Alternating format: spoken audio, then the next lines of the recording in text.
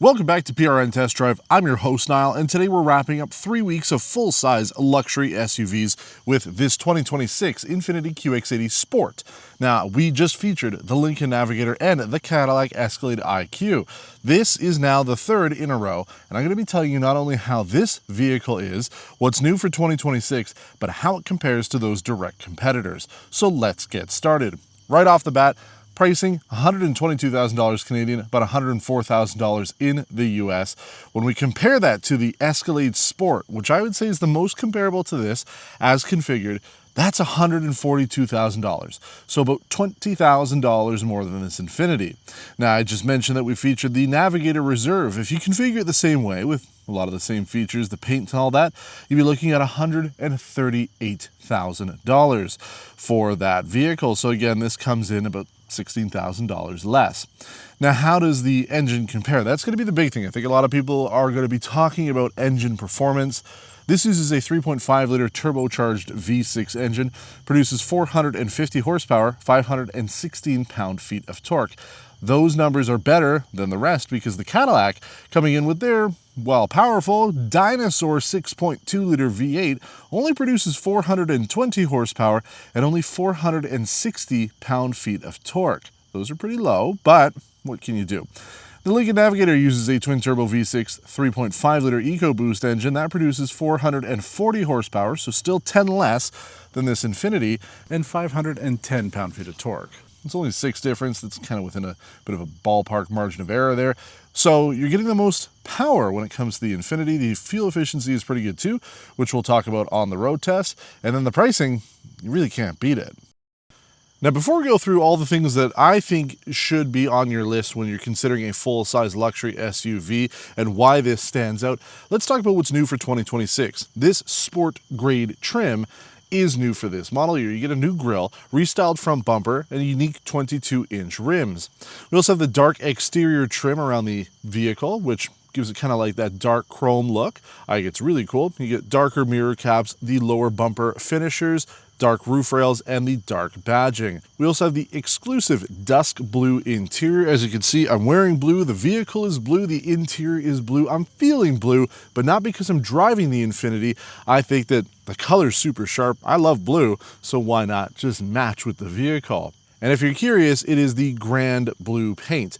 Now, if you go up to the Autograph trim, which we'll talk about in a second, you can get the two-tone, which would be black and blue, or a couple other options for two-tone, which will make it stand out even more. That is a very popular option. Effectively, everybody who's buying the QX80s right now are trying to get the two-tone because it just looks so good.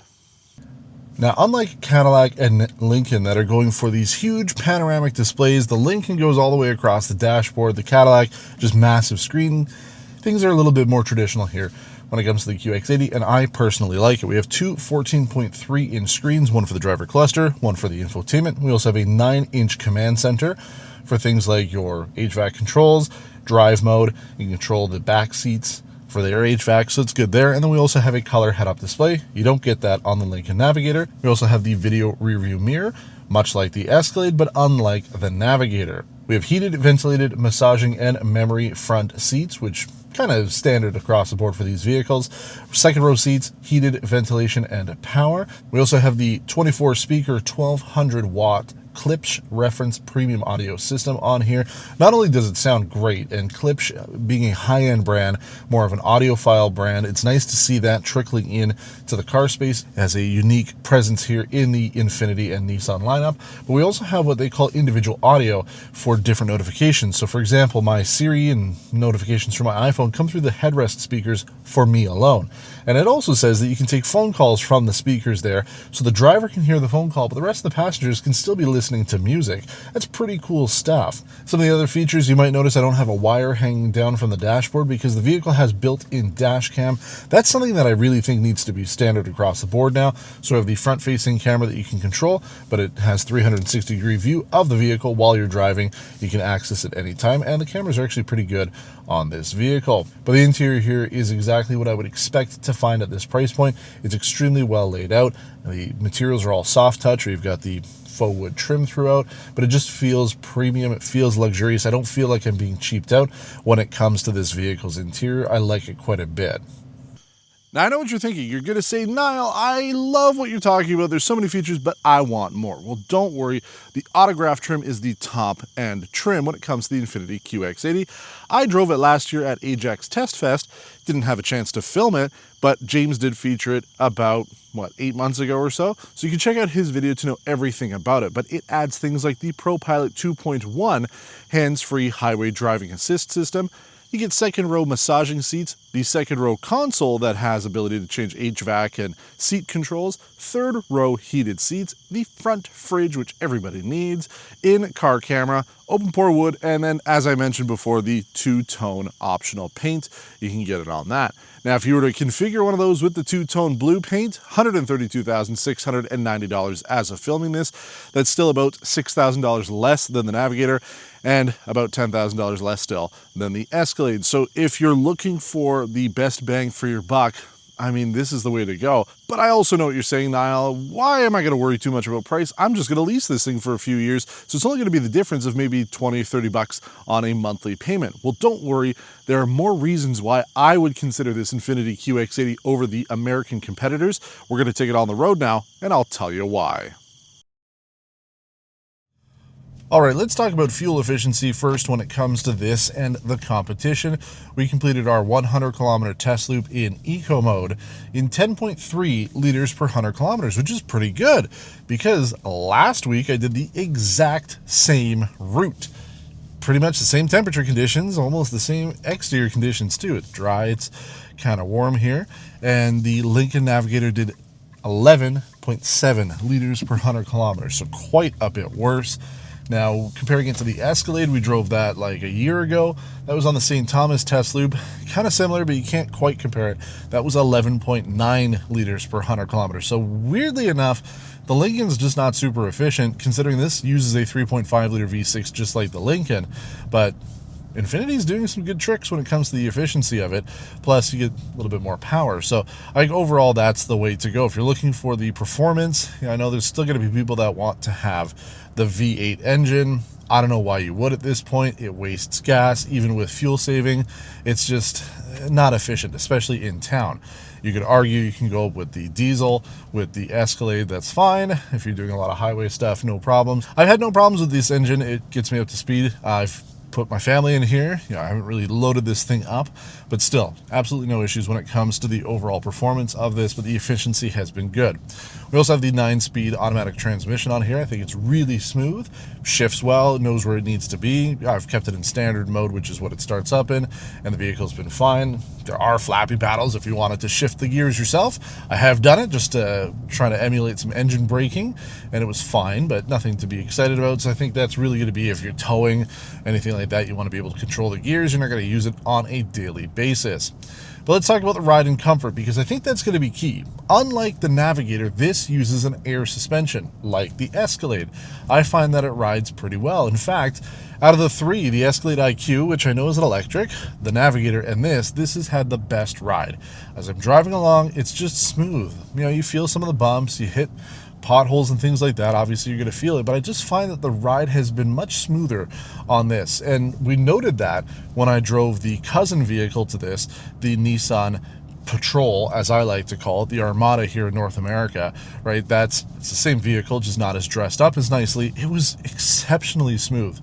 I was very impressed with that consumer level vehicle. So getting up to the INFINITI here makes total sense. You're going to get really a better ride, and you definitely do. It's really quiet on here. The noise insulation has been great.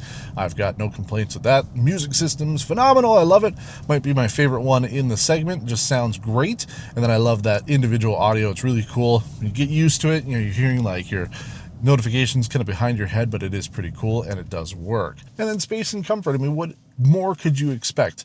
That's always going to be the thing when it comes to the Lincoln and to the Cadillac. If you want extra cargo space, you got to go with those and get their extended wheelbase versions. INFINITI doesn't offer that.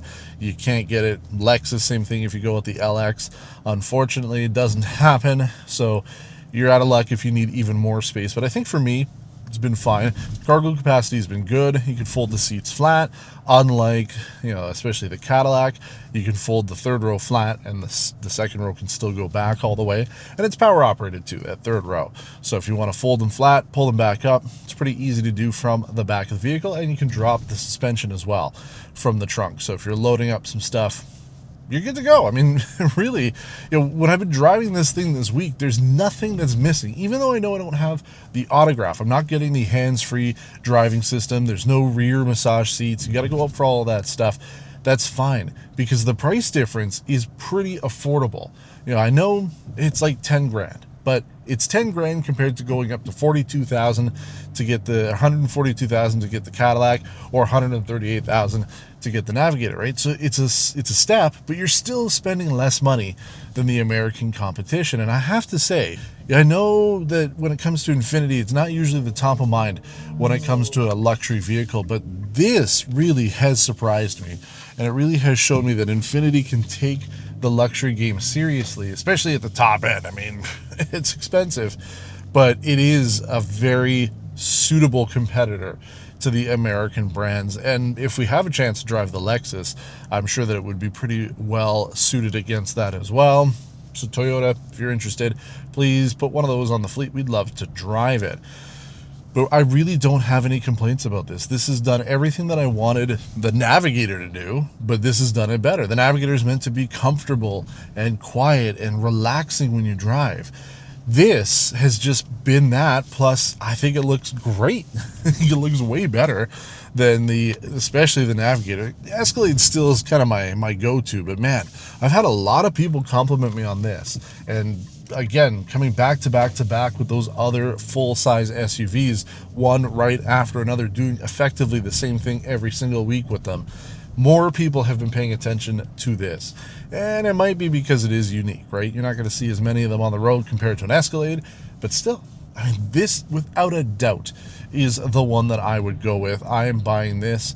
I would be leasing it, but I would be going for this over the Escalade and the Navigator, hands down, no question. And then the only question I really have is, do I go for this over the Nissan? Because really, I was thoroughly impressed with that Armada. But yeah, I can see there's a reason to go up to this. You're getting that extra level of care and detail and luxury on the inside here. And I do think it looks better too. Not saying that the Armada doesn't look good, but this does take it up a notch. And while it doesn't have that digital scent system that the Lincoln had, I really did like that. Some of those small features, for me at least, are major pluses.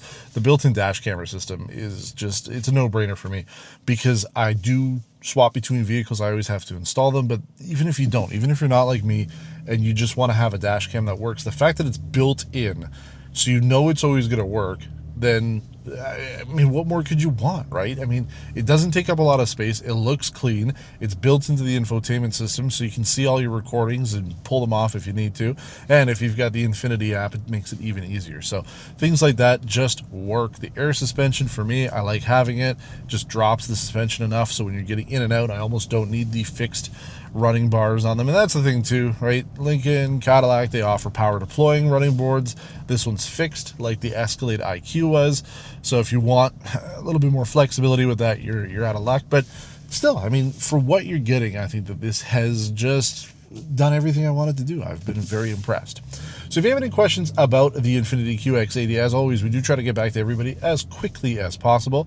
So leave a comment and let us know what you think about it. Would this be the one that you would go for? And let us know why. And if it's not, let us know why you're picking the competitors. But until next time, thanks for watching and take care. Man, I'm fucking good at this. What does it say? Lower bumper